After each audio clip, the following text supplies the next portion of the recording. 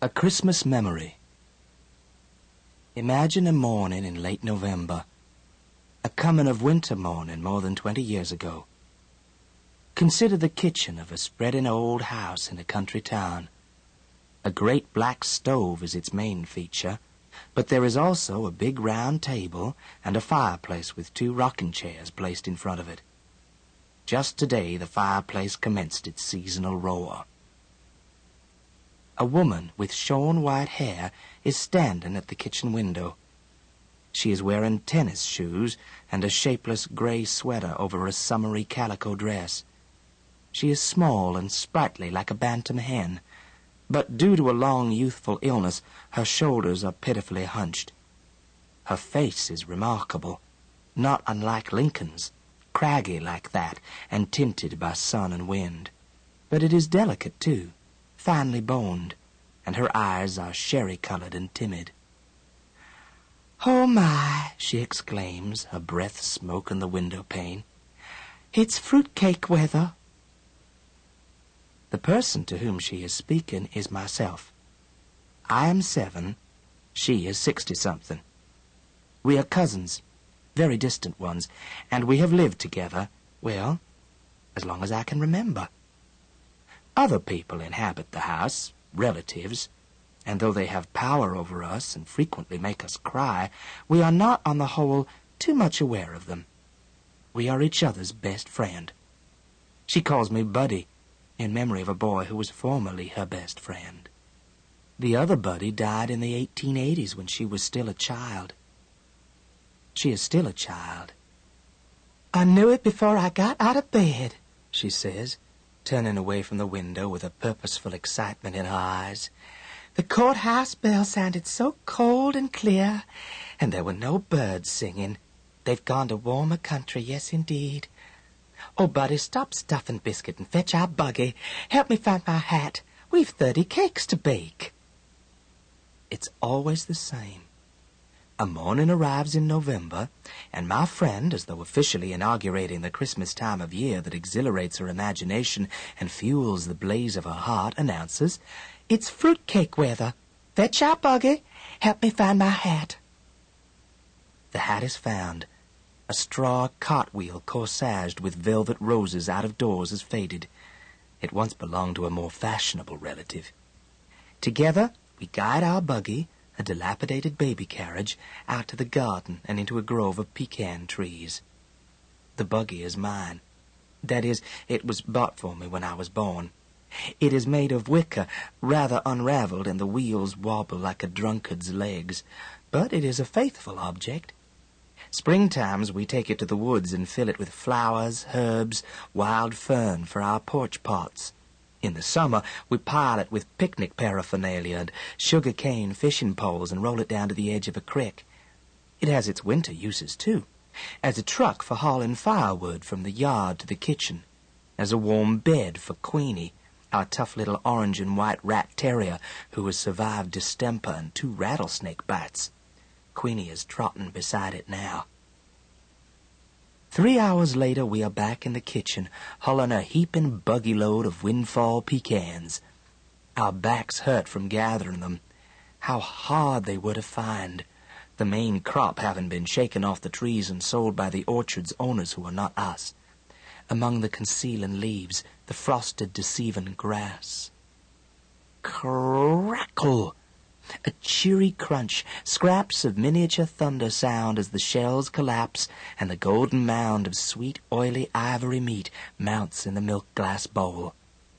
Queenie begs to taste, and now and again my friend sneaks her a mite, though insisting we deprive ourselves. "We mustn't, Buddy. If we start, we won't stop, and there's scarcely enough as there is for 30 cakes." The kitchen is growing dark. Dust turns the window into a mirror. Our reflections mingle with the rising moon as we work by the fireside in the firelight. At last, when the moon is quite high, we toss the final hull into the fire, and with joined sighs watch it catch flame. The buggy is empty. The bowl is brimful. We eat our supper, cold biscuits, bacon, blackberry jam, and discuss tomorrow. Tomorrow the kind of work I like best begins. buying. Cherries and citron, ginger and vanilla, and canned Hawaiian pineapple. Rinds and raisins and walnuts and whiskey and, oh, so much flour, butter, so many eggs, spices, flavorings.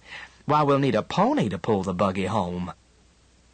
But before these purchases can be made, there's the question of money. Neither of us has any. Except for skinflint sums persons in the house occasionally provide, a dime is considered very big money, or what we earn ourselves from various activities, holding rummage sales, selling buckets of hand-picked blackberries, jars of homemade jam and apple jelly and peach preserves, rounding up flowers for funerals and weddings. Once we won 79th prize, $5 in a national football contest. Not that we know a fool thing about football, it's just that we enter any contest we hear about. At the moment, our hopes are centered on the $50,000 grand prize being offered to name a new brand of coffee. We suggested AM, and after some hesitation, for my friend thought it perhaps sacrilegious, the slogan AM Amen. To tell the truth, our only really profitable enterprise was the Fun and Freak Museum we conducted in a backyard woodshed 2 summers ago. The Fun was a stereopticon with slide views of Washington and New York, lent us by a relative who had been to those places. She was furious when she discovered why we'd borrowed it. The Freak was a 3-legged biddy chicken hatched by one of our own hens. Everybody hereabouts wanted to see that biddy. We charged grown-ups a nickel, kids 2 cents, and took in a good $20 before the museum shut down due to the decease of the main attraction. But one way and another, we do each year accumulate Christmas savings, a fruitcake fund. These monies we keep hidden in an ancient bead purse, under a loose board under the floor, under a chamber pot under my friend's bed. The purse is seldom removed from this safe location, except to make a deposit, or, as happens every Saturday, a withdrawal. For on Saturdays I'm allowed 10 cents to go to the picture show. My friend has never been to a picture show, nor does she intend to. I'd rather hear you tell the story, Buddy. That way I can imagine it more. Besides, a person my age shouldn't squander their eyes. When the Lord comes, let me see him clear. In addition to never having seen a movie, she has never eaten in a restaurant, traveled more than 5 miles from home, received or sent a telegram, read anything except funny papers and the Bible, worn cosmetics, cursed, wished someone harm, told a lie on purpose, let a hungry dog go hungry. Here are a few things she has done, does do. Killed with a hoe the biggest rattlesnake ever seen in this county, 16 rattles. Dip snuff, secretly. Tame hummingbirds, just try it, till they balance on a finger. Tell ghost stories, we both believe in ghosts, so tingling they chill you in July. Talk to herself, take walks in the rain, grow the prettiest japonicas in town, know the recipe for every sort of old-time Indian cure, including a magical wart remover. Now, with supper finished, we retire to the room in a faraway part of the house where my friend sleeps in a scrap-quilt-covered iron bed painted rose pink, her favorite color. Silently, wallowing in the pleasures of conspiracy, we take the bead purse from its secret place and spill its contents on the scrap quilt. Dollar bills, tightly rolled and green as May buds, somber 50-cent pieces heavy enough to weight a dead man's eyes, lovely dimes, the liveliest coin, the one that really jingles, nickels and quarters worn smooth as crick pebbles, but mostly a hateful heap of bitter-odored pennies. Last summer, others in the house contracted to pay us a penny for every 25 flies we killed. Oh, the carnage of August, the flies that flew to heaven. Yet it was not work in which we took pride, and as we sit counting pennies, it is as though we were back tabulating dead flies. Neither of us has a head for figures. We count slowly, lose track, start again. According to her calculations, we have $12.73. According to mine, exactly $13. I do hope you're wrong, Buddy. We can't mess around with 13. The cakes will fall. We'll put somebody in the cemetery. Why, I wouldn't dream of getting out of bed on the 13th. This is true. She always spends 13ths in bed. So, to be on the safe side, we subtract a penny and toss it out the window. Of the ingredients that go into our fruit cakes, whiskey is the most expensive as well as the hardest to obtain. State laws forbid its sale. But everybody knows you can buy a bottle from Mr. Ha-Ha Jones, and the next day, having completed our more prosaic shopping, we set out for Mr. Ha-Ha's business address. A sinful, to quote public opinion, fish fry and dancing cafe down by the river. We'd been there before and on the same errand, but in previous years our dealings have been with Ha-Ha's wife, an iodine dark Indian woman with brassy, peroxided hair and a dead tired disposition. Actually, we've never laid eyes on her husband, though we've heard that he's an Indian too. A giant with razor scars across his cheeks. They call him Ha-Ha because he's so gloomy, a man who never laughs. As we approach his cafe, a large log cabin festooned inside and out with chains of garish, gay, naked light bulbs, and standing by the river's muddy edge under the shade of river trees where moss drifts through the branches like gray mist, our steps slow down. Even Queenie stops prancing and sticks close by. People have been murdered in Ha-Ha's cafe, cut to pieces, hit on the head. There's a case coming up in court next month. Naturally, these goings-on happen at night when the colored lights cast crazy patterns and the Victrola wails. In the daytime, Ha-Ha's is shabby and deserted. I knock at the door. Queenie barks. My friend calls, "Mrs. Ha-Ha, ma'am? Anyone to home?" Footsteps. The door opens. Our hearts overturn. It's Mr. Ha-Ha Jones himself. And he is a giant. He does have scars. He doesn't smile. No, he glowers at us through Satan-tilted eyes and demands to know, "What you want with Ha-Ha?" For a moment we are too paralyzed to tell.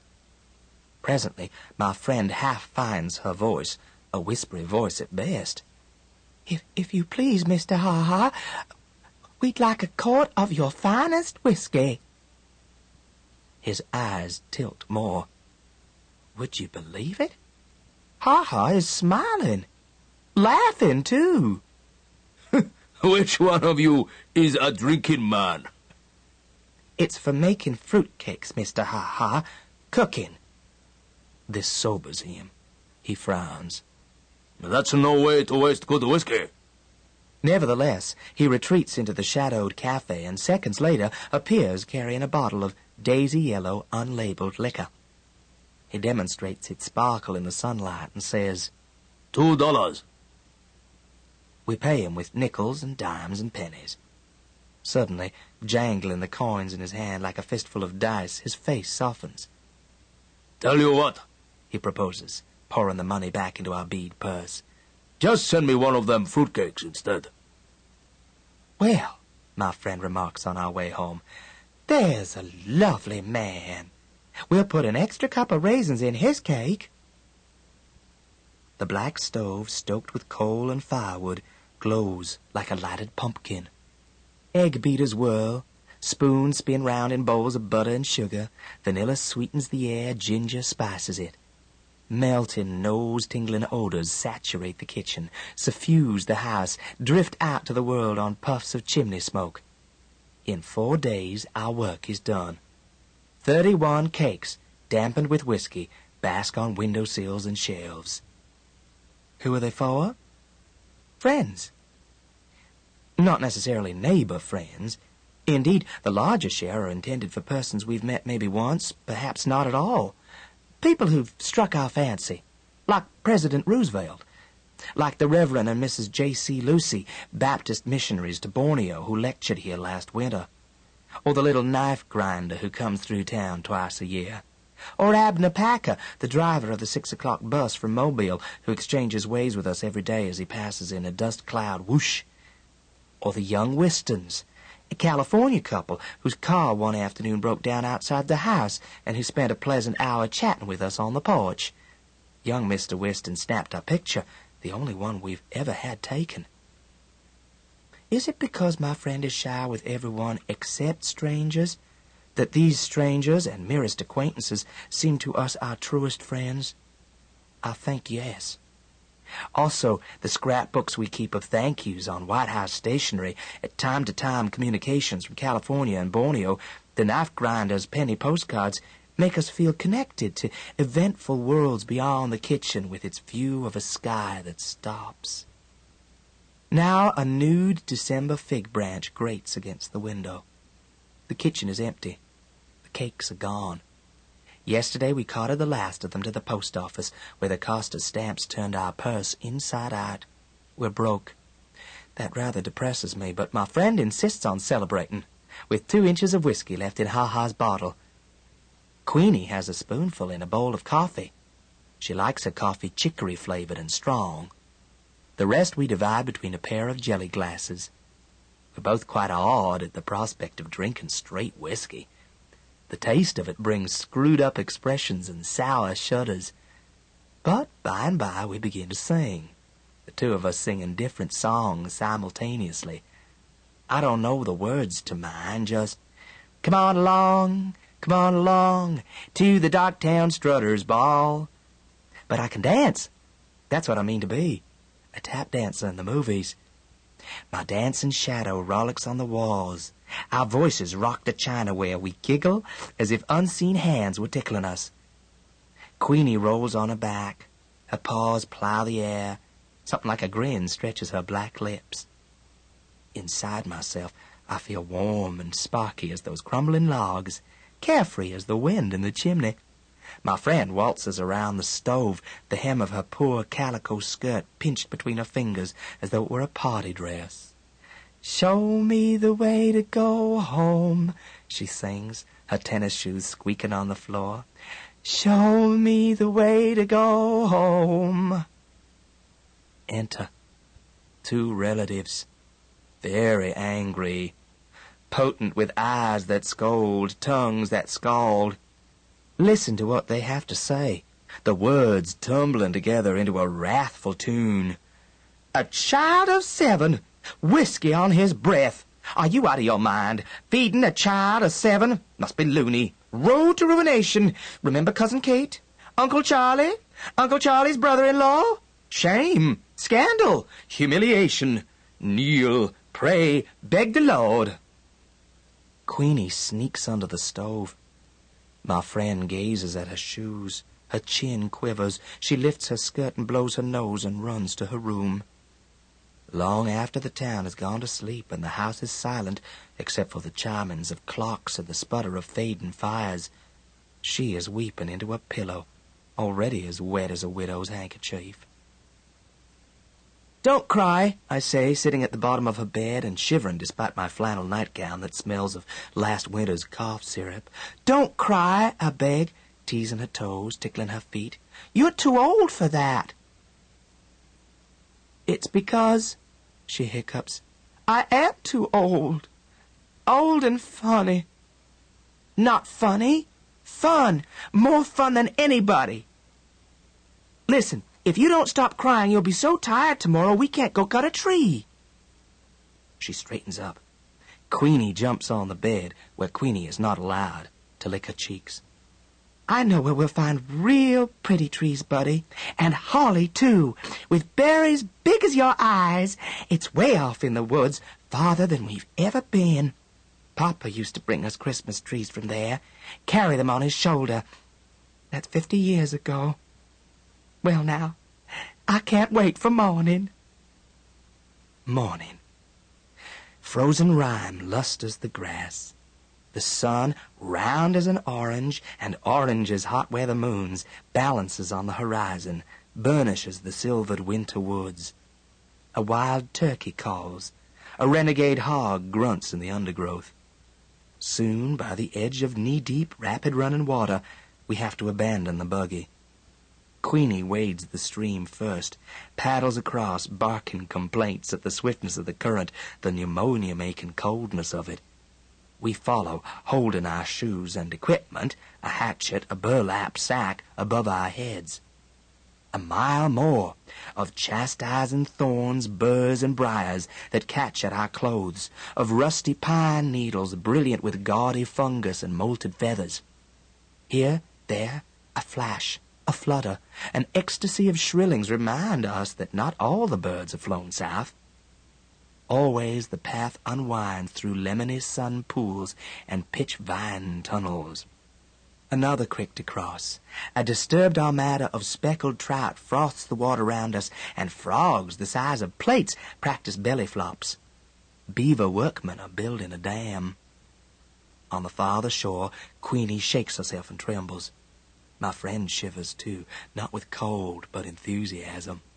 One of her hat's ragged roses sheds a petal as she lifts her head and inhales the pine-heavy air. "Oh, we're almost there. Can you smell it, buddy?" she says, as though we were approaching an ocean. And indeed, it is a kind of ocean.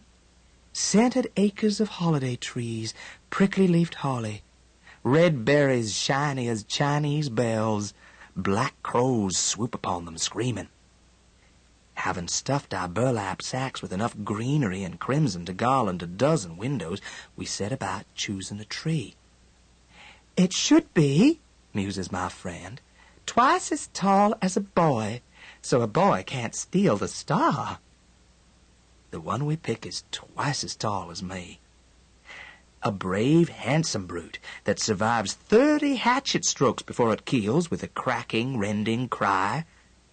Lugging it like a kill, we commence the long trek out. Every few yards we abandon the struggle, sit down and pant, but we have the strength of triumphant huntsmen. That and the tree's virile, icy perfume revive us, goad us on. Many compliments accompany our sunset return along the red clay road to town, but my friend is sly and non-committal when passers-by praise the treasure perched in our buggy. What a fine tree, and where did it come from?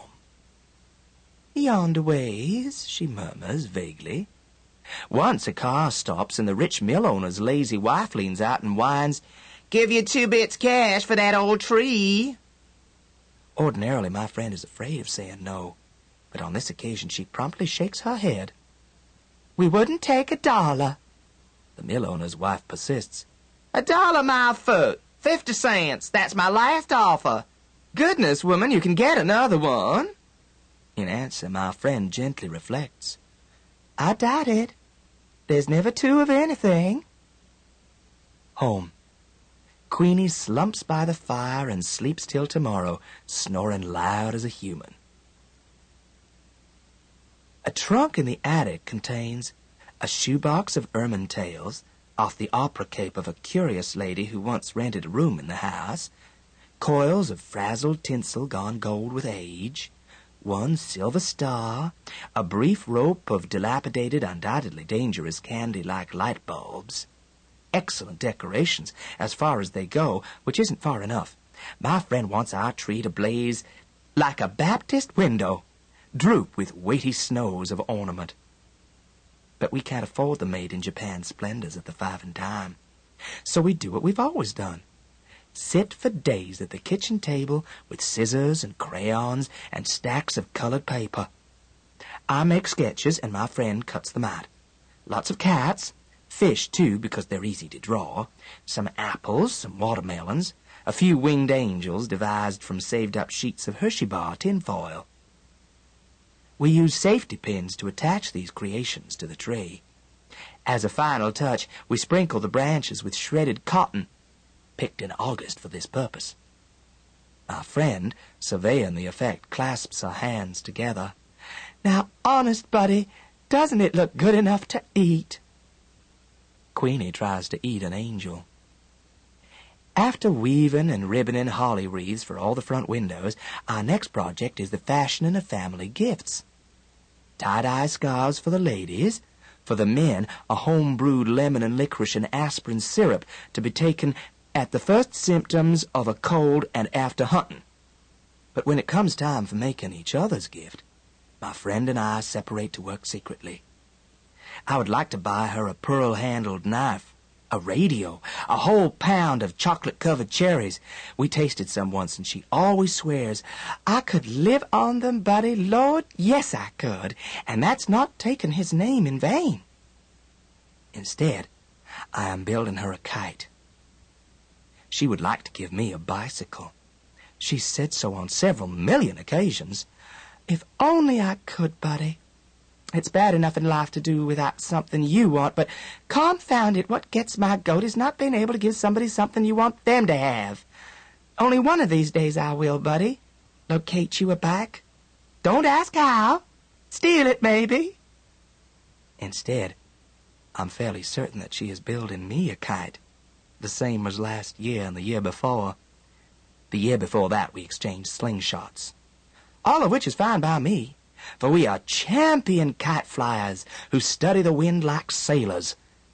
My friend, more accomplished than I, can get a kite aloft when there isn't enough breeze to carry clouds. Christmas Eve afternoon, we scrape together a nickel and go to the butcher's to buy Queenie's traditional gift, a good gnawable beef bone. The bone, wrapped in funny paper, is placed high in the tree near the silver star. Queenie knows it's there. She squats at the foot of the tree, staring up in a trance of greed. When bedtime arrives, she refuses to budge. Her excitement is equaled by my own. I kick the covers and turn my pillow as though it were a scorching summer's night. Somewhere a rooster crows, falsely, for the sun is still on the other side of the world. "Buddy, are you awake?" It is my friend, calling from her room, which is next to mine. And an instant later she's sitting on my bed holding a candle. "Well, I can't sleep a hoot," she declares. "My mind's jumping like a jackrabbit. Buddy, do you think Mrs. Roosevelt will serve our cake at dinner?" We huddle in the bed, and she squeezes my hand. "I love you." "Seems like your hand used to be so much smaller. I guess I hate to see you grow up. When you're grown up, will we still be friends?" I say always. But I feel so bad, buddy. I wanted so bad to give you a bike. I tried to sell my cameo Papa gave me. "Buddy," she hesitates as though embarrassed, "I made you another kite." Then I confess that I made her one too, and we laugh. The candle burns too short to hold. Out it goes, exposing the starlight, the stars spinning at the window like a visible caroling that slowly, slowly daybreak silences. Possibly we doze, but the beginnings of dawn splash us like cold water. We're up, wide-eyed and wandering while we wait for others to waken. Quite deliberately, my friend drops a kettle on the kitchen floor. I tap dance in front of closed doors. One by one, the household emerges, looking as though they'd like to kill us both, but it's Christmas, so they can't. First, a gorgeous breakfast, just everything you can imagine, from flapjacks and fried squirrel to hominy grits and honey in the comb, which puts everyone in a good humor except my friend and I. Frankly, we're so impatient to get at the presents, we can't eat a mouthful. Well, I'm disappointed. Who wouldn't be? With socks, a Sunday school shirt, some handkerchiefs, a hand-me-down sweater, and a year's subscription to a religious magazine for children. The Little Shepherd. Makes me boil, it really does. My friend has a better haul. A sack of satsumas, that's her best present. She is proudest, however, of a white wool shawl knitted by her married sister. But she says her favorite gift is the kite I built her, and it is very beautiful, though not as beautiful as the one she made me, which is blue and scattered with gold and green good conduct stars. Moreover, my name is painted on it. Buddy. Buddy, the wind is blowing. The wind is blowing, and nothing will do till we've run to a pasture below the house where Queenie is scooted to bury her bone, and where a winter hence Queenie will be buried too. There, plunging through the healthy, waist-high grass, we unreel our kites, feel them twitching at the string like skyfish as they swim into the wind. Satisfied, sun-warmed, We sprawl in the grass and peel satsumas and watch our kites cavort. Soon I forget the socks and hand-me-down sweater. I'm as happy as if we'd already won the $50,000 grand prize in that coffee naming contest. My, how foolish I am, my friend cries, suddenly alert. Like a woman remembering too late she has biscuits in the oven. You know what I've always thought? She asks in a tone of discovery and not smiling at me, but a point beyond. I've always thought a body would have to be sick and dying before they saw the Lord. And I imagined that when he came, it would be like looking at the Baptist window, pretty as colored glass with the sun pouring through. Such a shine you don't know it's getting dark. And it's been a comfort to think of that shine taking away all the spooky feeling. But I'll wager it never happens. I'll wager at the very end a body realizes the Lord has already shown himself, that things as they are. Her hand circles in a gesture that gathers clouds and kites and grass and Queenie pawing earth over her bone. Just what they've always seen was seeing him. As for me, I could leave the world with today in my eyes. This is our last Christmas together. Life separates us. Those who know best decide that I belong in a military school.